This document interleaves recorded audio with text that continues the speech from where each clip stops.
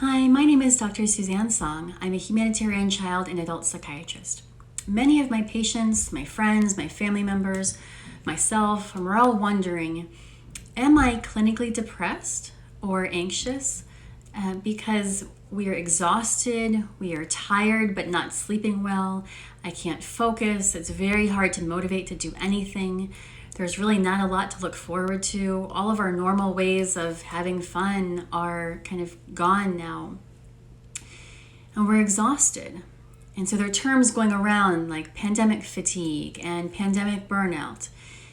And while all of that is true and we are experiencing that, our society does not have a good vernacular to talk about what we're really feeling, which is demoralization. So demoralization was a term coined by psychiatrist Jerome Frank back in the 1960s when he was working with war veterans.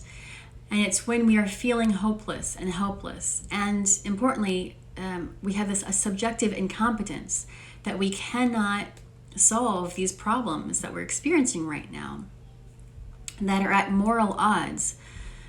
So when we have these sanctioned racism, right, or we have the prolonged pandemic that takes kids out of schools and we're expected to work full-time at home while also have our children full-time at home with no supports because of the pandemic risk, it's extremely trying, right? We have the inequalities that are showing its ugly head right now that's exploiting the healthcare workers, the frontline workers, the grocery store clerks. Life just shouldn't be like this. Our society just should not be like this. And so we're left exhausted because we don't know what else to do. It's important to think about the difference between being demoralized and depressed. Depressed is when we are constantly down all the time. We're feeling helpless, hopeless, perhaps suicidal, and there's really no relief.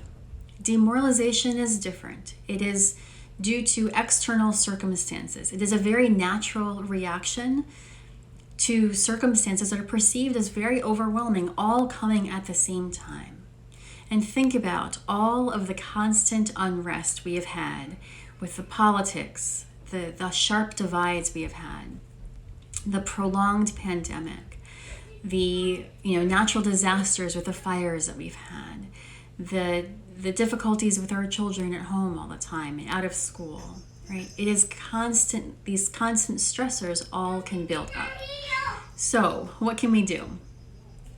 There are a few things. One, we can activate a core identity. So who do you know yourself to be? Think about which groups do you belong to. Do you identify as a parent? Like you can probably hear my son screaming, trying to find his blankie right now. Do you identify yourself as what your profession is? So I'm a physician. I self-identify as such. Thinking about what your identity is can remind yourself of who you know yourself to be. And with that, what your values and morals are. Because when we're feeling demoralized, it's a good reminder to us as to what is important to us. So instead of resigning and saying, I'm exhausted from all of this, I don't want to touch anything, I just want to avoid. Instead, we need to engage with our values and respect them and own them and try to make society one that upholds and embodies your values. Okay, 2, we can shift from avoidant to active coping. So when we're feeling demoralized, all we want to do is hole up and get into that comfy blanket and not talk to or see anybody. But we actually need to do the exact opposite because avoiding doesn't solve any problems. It actually just makes them worse.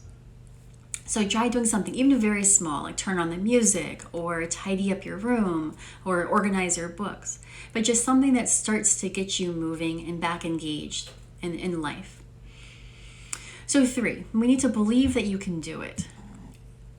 So setting goals and achieving goals requires 2 different neural networks in our brain.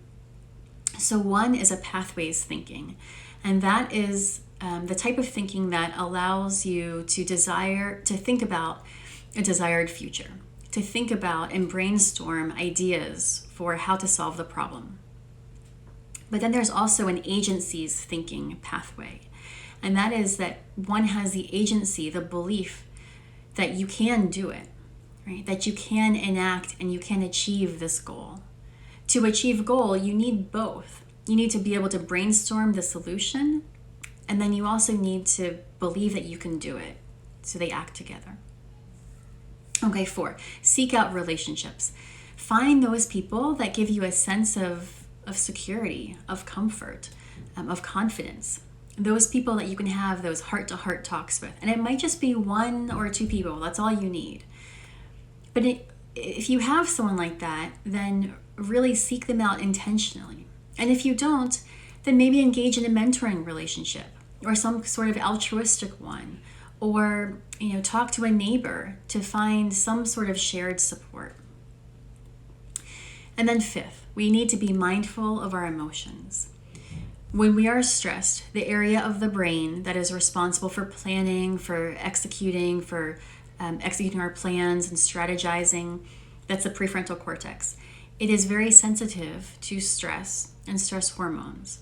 So anything you can do to lower the level of stress can help you better plan, organize, motivate. So anything that helps you. For some people, it is yoga or mindfulness. Other people, it's running or cooking or baking. But whatever you need to do to lower that stress level can actually help you engage more in life and problem solving. Okay, so if you wanted to learn more about this or just interested in more, I wrote an essay for Stat News, STAT News, on how physicians are demoralized right now with the pandemic. So feel free to check that out, or check out the website, SuzanneSong.com, where I have more tips on how to manage demoralization. Okay, thanks so much.